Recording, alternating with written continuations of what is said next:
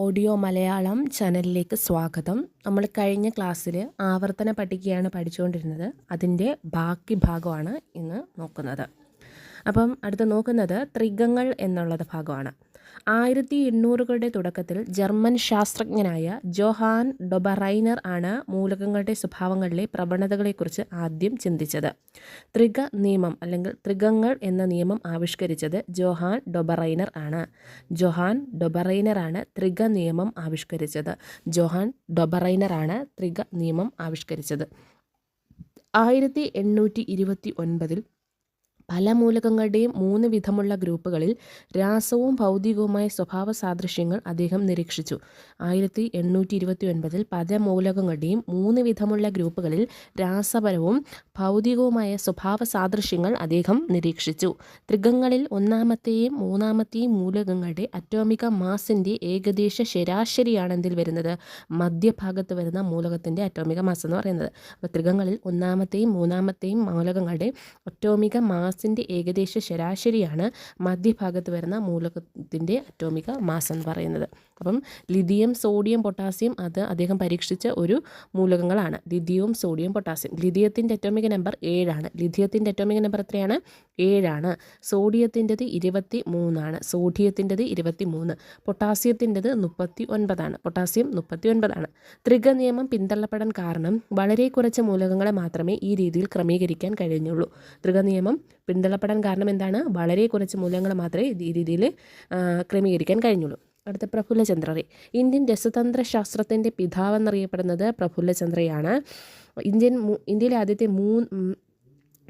ആദ്യത്തെ മരുന്ന് നിർമ്മാണ കമ്പനിയായ ബംഗാൾ ഫാർമസ്യൂട്ടിക്കലിൻ്റെ സ്ഥാപകനാണ് പ്രഫുല്ലചന്ദ്ര റേ എന്നറിയപ്പെടുന്നത്. ഇന്ത്യയിലെ ആദ്യത്തെ മരുന്ന് നിർമ്മാണ കമ്പനിയായ ബംഗാൾ ഫാർമസ്യൂട്ടിക്കൽസിൻ്റെ സ്ഥാപകനാണ് പ്രഫുല്ലചന്ദ്ര റേ.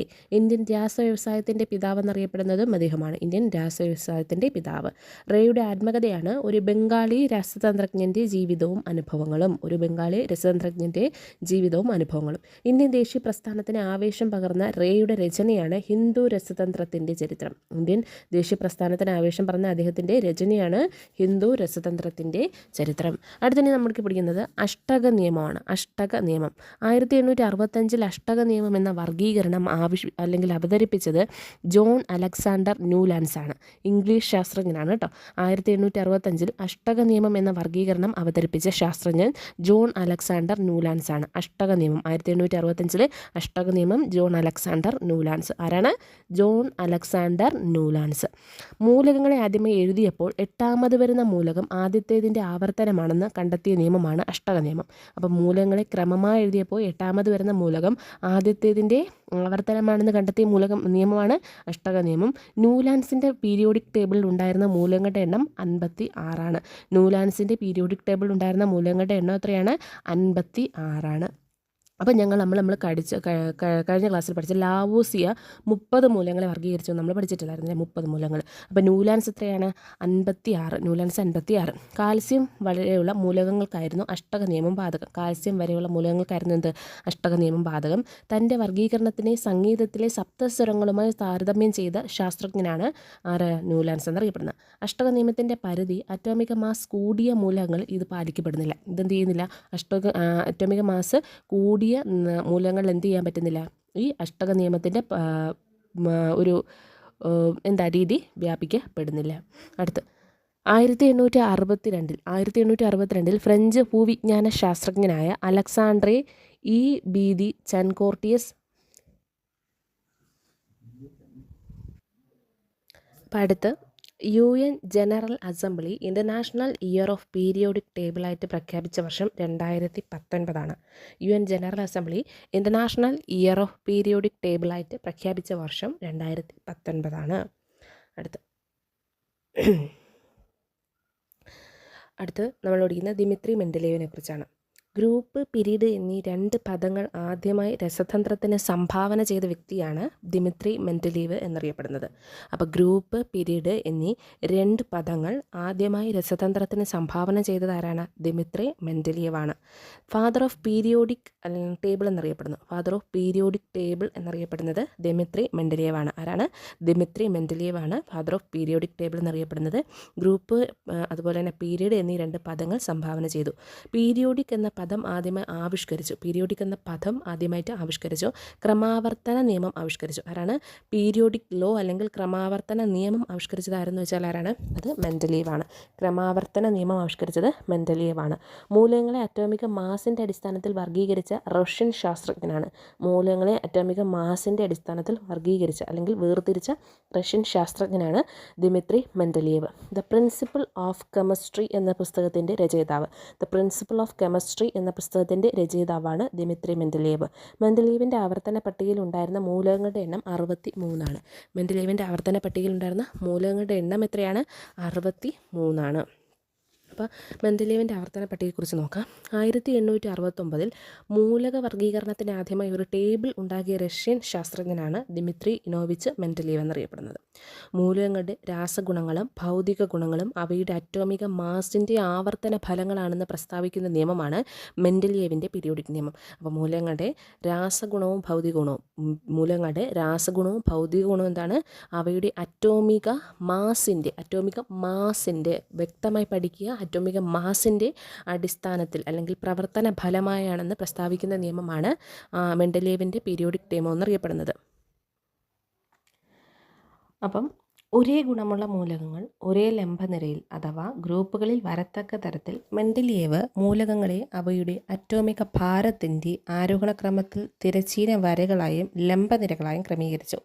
അത് വേണ്ട, നമുക്കത് മനസ്സിലാക്കിയാൽ മതി. എന്താണ് ഈ ദിമിത്രി മെൻഡലീവാണ് മെൻഡലീവിൻ്റെ ആവർത്തന പട്ടിക എന്ന് പറഞ്ഞു. മൂലകങ്ങളുടെ രാസഗുണങ്ങളും ഭൗതിക ഗുണങ്ങളും അവയുടെ അറ്റോമിക മാസിൻ്റെ അടിസ്ഥാനത്തിലാണ് എന്ന് പറഞ്ഞത് മെൻഡലീവിൻ്റെ പീരിയോഡിക് ടേബിളാണെന്ന് പറഞ്ഞു. അടുത്ത് കണ്ടെത്താനുള്ള ഏതാനും മൂലകങ്ങളുടെ ഗുണങ്ങൾ പ്രവചിക്കുകയും അവയ്ക്ക് വേണ്ടി പീരിയോഡിക് ടേബിളിൽ സ്ഥാനം ഒഴിച്ചിടുകയും ചെയ്ത ശാസ്ത്രജ്ഞനാണ് മെൻഡലീവ്. അപ്പം കണ്ടെത്താനുള്ള ഏതാനും മൂലകങ്ങളുടെ ഗുണങ്ങൾ പ്രവചിക്കുകയും അവയ്ക്ക് വേണ്ടി പീരിയോഡിക് ടേബിളിൽ സ്ഥാനം ഒഴിച്ചിടുകയും ചെയ്ത ശാസ്ത്രജ്ഞനാണ് മെൻഡലീവ്. മെൻഡലീവിൻ്റെ ആവർത്തന പട്ടിക പ്രസിദ്ധീകരിക്കുന്ന സമയത്ത് ഗാലിയവും ജർമ്മേനിയവും കണ്ടുപിടിക്കപ്പെട്ടിട്ടുണ്ടായിരുന്നില്ല. ഇവയ്ക്ക് അലൂമിനിയത്തിനും സിലിക്കണിനും താഴെ സ്ഥലമൊഴിച്ചിടുകയും ഈ മൂലകങ്ങൾക്ക് ഏക അലൂമിനിയം ഏക സിലിക്കൺ എന്നീ നാമകരണം നടത്തുകയും ചെയ്തിട്ടുണ്ട്. മെൻഡലീവിൻ്റെ ആവർത്തന പട്ടിക പ്രസിദ്ധീകരിക്കുന്ന സമയത്ത് എന്ത് ചെയ്തിട്ടില്ല? ഗാലിയവും ജർമ്മേനിയും കണ്ടുപിടിച്ചിട്ടില്ല. അപ്പോൾ അതിനുവേണ്ടി എന്ത് ചെയ്യുക? അലൂമിനിയത്തിൻ്റെ താഴെ അലൂമിനിയത്തിനും സിലിക്കണിനും താഴെ സ്ഥലം ഒഴിച്ചിടുകയും ഈ മൂലകങ്ങൾക്ക് ഏക അലൂമിനിയം ഏക സിലിക്കൺ എന്ന് നാമകരണം ചെയ്യുകയും ചെയ്തിട്ടുണ്ട്. മെൻഡലീവ് ആവർത്തന പട്ടിക പ്രസിദ്ധീകരിച്ചത് 1905 എന്നാണ്. 1905 മെൻഡലീവ് ആവർത്തന പട്ടിക പ്രസിദ്ധീകരിക്കുന്നത്. മെൻഡലീവിൻ്റെ ആവർത്തന പട്ടികയുടെ പരിമിതികൾ എന്താണെന്ന് നോക്കാം. ഹൈഡ്രജന് കൃത്യമായ സ്ഥാനം നൽകാൻ കഴിഞ്ഞിട്ടില്ല. ഒന്നാമത്തത് നമ്മുടെ പാരഗ്രാഫായിട്ട് അല്ലെങ്കിൽ സ്റ്റേറ്റ്മെൻറ്റ് ടൈപ്പ് ചോദിച്ചാൽ എന്തൊക്കെയാണ് വരുന്നത്? ഒന്ന്, ഹൈഡ്രജന് സ്ഥാനം നൽകാൻ കഴിഞ്ഞില്ല. ലിഥിയം, സോഡിയം, പൊട്ടാസ്യം മുതലായ ലോഹങ്ങളോടൊപ്പം അലോഹമായ ഹൈഡ്രജനും സ്ഥാനം നൽകി. ലിഥിയം, സോഡിയം, പൊട്ടാസ്യം മുതലായ ലോഹങ്ങളോടൊപ്പം അലോഹമായ ഹൈഡ്രജൻ എന്ത് ചെയ്തു? സ്ഥാനം നൽകി. ഗുണങ്ങളിൽ വളരെ അധികം വ്യത്യാസമുള്ള മൂലകങ്ങളെ ഒരു ഗ്രൂപ്പിൽ ഉൾപ്പെടുത്തി. ഗുണങ്ങളിൽ വളരെയധികം വ്യത്യാസമുള്ള മൂലകങ്ങൾ എന്ത് ചെയ്തു? അദ്ദേഹം ഒരേ ഗ്രൂപ്പിൽ ഉൾപ്പെടുത്തി. സോഡിയം, പൊട്ടാസ്യം തുടങ്ങിയ മൃദുലോഹങ്ങളോടൊപ്പം കോപ്പർ, സിൽവർ തുടങ്ങിയ കാഠിന്യമേറിയ മൂലകങ്ങൾ ഉൾപ്പെടുത്തി. സോഡിയം, പൊട്ടാസ്യം തുടങ്ങിയ മൃദുലോഹങ്ങളോടൊപ്പം എന്ത് ചെയ്തു? കോപ്പർ, സിൽവർ തുടങ്ങിയ കാഠിന്യമേറിയ ലോഹങ്ങളും ഉൾപ്പെടുത്തി. പീരിയോഡിക് ടേബിളിൽ കുത്തനെയുള്ള കോളങ്ങൾ അറിയപ്പെടുന്ന ഗ്രൂപ്പുകൾ എന്നാണ്. ഗ്രൂപ്പുകൾ എന്നാണ്. പീരിയോഡിക് ടേബിളിൽ വിലങ്ങനെയുള്ള കോളങ്ങൾ അറിയപ്പെടുന്ന പീരീഡുകൾ എന്നാണ്. കുത്തനെ ഗ്രൂപ്പുകളും വിലങ്ങനെ പീരീഡുകളുമാണ്. മൂലകങ്ങളെ പ്രദാനം ചെയ്യുന്നത് പ്രതീകങ്ങളാണ്. മൂലകങ്ങൾക്ക് പ്രതീകങ്ങൾ നൽകിയ ശാസ്ത്രജ്ഞനാണ് ബെർസേലിയസ്. മൂലകങ്ങൾക്ക് പ്രതീകങ്ങൾ നൽകിയ ശാസ്ത്രജ്ഞനാരാണ്? ബെർസേലിയസ് ആണ്. മൂലകങ്ങൾക്ക് പ്രതീകങ്ങൾ നൽകിയ ശാസ്ത്രജ്ഞരാണ് ബെർസേലിയസ് ആണ്. ഒരു മൂലകത്തിൻ്റെ പ്രതീകം അതിൻ്റെ ഒരു ആറ്റത്തെ പ്രദാനം ചെയ്യുന്നു. ഒരു മൂലകത്തിൻ്റെ പ്രതീകം എന്ത് ചെയ്യുന്നു? അതിൻ്റെ ഒരു ആറ്റത്തെ പ്രതിനിധാനം ചെയ്യുന്നു. മൂലകത്തിലെ പ്രതീകം അതിൻ്റെ ഒരു ആറ്റത്തെ പ്രദാനം ചെയ്യുന്നു. രസതന്ത്രത്തിലെ തത്വങ്ങൾ എന്ന പുസ്തകവുമായി ബന്ധപ്പെട്ട പ്രവർത്തനങ്ങൾ മെൻഡലീവിനെ ആവർത്തന നിയമം പ്രസ്താവിക്കുന്നതിലേക്കും ആവർത്തന പട്ടികയുടെ നിർമ്മാണത്തിലേക്കും നയിച്ചിട്ടുണ്ട്. മൂലകങ്ങളെ അറ്റോമിക മാസിൻ്റെ അടിസ്ഥാനത്തിൽ വേർതിരിച്ച റഷ്യൻ ശാസ്ത്രജ്ഞനാണ് ദിമിത്രി മെൻഡലീവ്. മൂലകങ്ങളെ അറ്റോമിക മാസിൻ്റെ അടിസ്ഥാനത്തിൽ ദിമിത്രി മെൻഡലീവ്. അറ്റോമിക നമ്പറിൻ്റെ അടിസ്ഥാനത്തിൽ ഹെൻറി മോസ്ലിയാണ് 1913. അറ്റോമിക നമ്പറിൻ്റെ അടിസ്ഥാനത്തിൽ ആവർത്തന പട്ടിക തയ്യാറാക്കിയ ശാസ്ത്രജ്ഞനാരാണ്? ഇംഗ്ലീഷ് ശാസ്ത്രജ്ഞനാണ് ഹെൻറി മോസ്ലി. 1913. 1868 ആവർത്തന പട്ടികയുടെ സാദൃശ്യമുള്ള മൂലകങ്ങളുടെ ഒരു പട്ടിക ആവിഷ്കരിച്ചത് ലോതർ മേയറാണ്. 1868 ആവർത്തന പട്ടികയുടെ സാദൃശ്യമുള്ള മൂലകങ്ങളുടെ ഒരു പട്ടിക ആവിഷ്കരിച്ചത് ലോഥർ മേയറാണ്. മൂലകങ്ങളുടെ അറ്റോമിക മാസിനെ, അറ്റോമിക വ്യാപ്തം, തിളനില, ദ്രവണാങ്കം എന്നിവയുമായി ബന്ധപ്പെടുത്തി വെവ്വേറെ ഗ്രാഫുകൾ നിർമ്മിച്ച ശാസ്ത്രജ്ഞനാണ് ലോഥർ മേയർ എന്നറിയപ്പെടുന്നത്. മൂലകങ്ങളുടെ അറ്റോമിക മാസിനെ, അറ്റോമിക വ്യാപ്തം, തിളനില, ദ്രവണാങ്കം, വ്യാപ്തം, തിളനില, ദ്രവണാങ്കം എന്നിവയുമായി ബന്ധപ്പെടുത്തി വെവ്വേറെ ഗ്രാഫുകൾ നിർമ്മിച്ചത് ജൂലിയസ് ലോഥർ മേയറാണ്. മൂലകങ്ങളെ വർഗീകരിക്കാൻ ടെലൂറിക് ഹെലിക്സ് എന്ന ആശയം മുന്നോട്ട് വെച്ച ഫ്രഞ്ച് ശാസ്ത്രജ്ഞനാണ് ചാൻകോർട്ടിയസ് എന്നറിയപ്പെടുന്നത്. മൂലകങ്ങളെ വർഗീകരിക്കാൻ ടെലൂറിക് ഹെലിക്സ് എന്ന ആശയം മുന്നോട്ട് വെച്ച ഫ്രഞ്ച് ശാസ്ത്രജ്ഞനാണ് ചാൻകോർട്ടോയിസ് എന്നറിയപ്പെടുന്നത്. അപ്പം മൂലകങ്ങളെ വർഗീകരിക്കാൻ ടെലൂറിസ് ഹെലിക്സ് എന്നീ ആശയങ്ങൾ മുന്നോട്ട് വെച്ച ഫ്രഞ്ച് ശാസ്ത്രജ്ഞനാണ് ചാൻകോർട്ടോയിസ് എന്നറിയപ്പെടുന്നത്. അടുത്ത ആധുനിക ആവർത്തന പട്ടിക നോക്കാം. ആധുനിക ആവർത്തന പട്ടികയുടെ പിതാവാണ് ഹെൻറി മോസ്ലി. ആധുനിക ആവർത്തന പട്ടികയുടെ പിതാവ് ഹെൻറി മോസ്ലിയാണ്. ആധുനിക പീരിയോഡിക് നിയമം ആവിഷ്കരിച്ച ശാസ്ത്രജ്ഞനും ഹെൻറി മോസ്ലിയാണ്. മൂലകങ്ങളുടെ രാസഗുണങ്ങളും ഭൗതിക ഗുണങ്ങളും അവയുടെ അറ്റോമിക നമ്പറിൻ്റെ ആവർത്തന ഫലങ്ങളാണെന്ന് പറഞ്ഞ പീരിയോഡിക് നിയമം ആവിഷ്കരിച്ചത് മോസ്ലിയാണ്. അപ്പോൾ അറ്റോമിക നമ്പർ മെൻഡലേവ് എന്തായിരുന്നു? മാസ്സായിരുന്നു. ഇപ്പം നമ്പറാണെങ്കിൽ മോസ്ലിയാണ്. മോസ്ലി തൻ്റെ ഏത് പരീക്ഷണത്തിലൂടെയാണ് മൂലകങ്ങൾക്ക് അറ്റോമിക നമ്പർ നൽകിയത്? എക്സ്റേ ഡിഫ്രാക്ഷൻ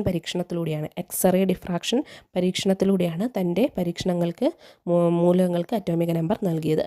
മൂലകങ്ങളുടെ രാസഗുണങ്ങൾക്കടിസ്ഥാനം ബാഹ്യതമ ഷെല്ലിലെ ഇലക്ട്രോണുകളുടെ എണ്ണമാണ്.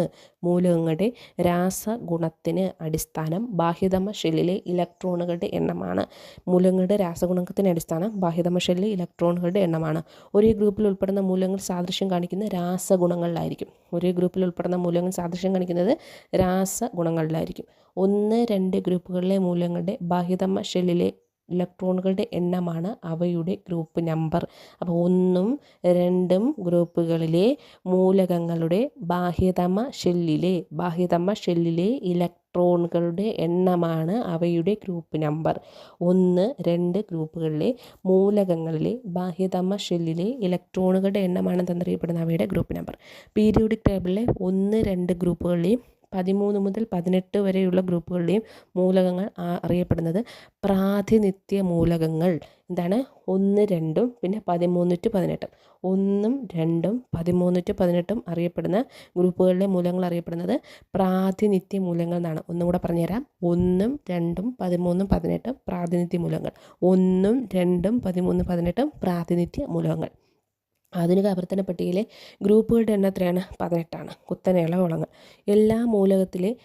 ഒരു മൂലകത്തിലെ ഷെല്ലുകളുടെ എണ്ണവും പീരിയോഡിക് നമ്പറും ഒരേ സംഖ്യ ആയിരിക്കും. ഒരു മൂലകത്തിലെ ഷെല്ലുകളുടെ എണ്ണവും പീരിയോഡിക് നമ്പറും ഒരേ സംഖ്യ തന്നെ ആയിരിക്കും. ആധുനിക ആവർത്തന പട്ടികയിലെ പീരീഡുകളുടെ എണ്ണം 7. സമാന്തര കോണങ്ങളാണ്. 7 പീരീഡാണ്. ആവർത്തന പട്ടികയിൽ ഏറ്റവും ചെറിയ പീരീഡ് എന്ന് വെച്ചാൽ 1-ാമത്തെ പീരീഡാണ്. ഏറ്റവും ചെറിയ പീരീഡ് ഏതാണ്? 1-ാമത്തെ പീരീഡാണ്. ഒരു മൂലകത്തിൻ്റെ പീരീഡ് നമ്പർ ആ മൂലകത്തിൻ്റെ ഏറ്റവും ഉയർന്ന പ്രിൻസിപ്പൽ ക്വാണ്ടം സംഖ്യയ്ക്ക് അനുസൃതമായിരിക്കും. ആവർത്തന പട്ടികയിലെ 101-ാമത്തെ മൂലകം ഏതാണ്? അത് മെൻഡലീവിയമാണ്. ആവർത്തന പട്ടികയിലെ 101-ാമത്തെ മൂലകം ഏതാണ്? മെൻഡലീവിയം. 101-ാമത്തെ മൂലകം മെൻഡലീവിയം. 101 മെൻഡലീവിയം കണ്ടുപിടിച്ചതും പേര് നിർദ്ദേശിച്ചതും ഗ്ലെൻ ടി സീബർഗാണ്. മെൻഡലീവിയം കണ്ടുപിടിച്ചതും പേര് നിർദ്ദേശിച്ചതും ഗ്ലെൻ ടി സീബർഗാണ്. അപ്പം ഒരാറ്റത്തിലെ ഇലക്ട്രോണുകളുടെ സ്വഭാവം നിശ്ചയിക്കുന്നത് ക്വാണ്ടം സംഖ്യകൾ മുഖേനയാണ്.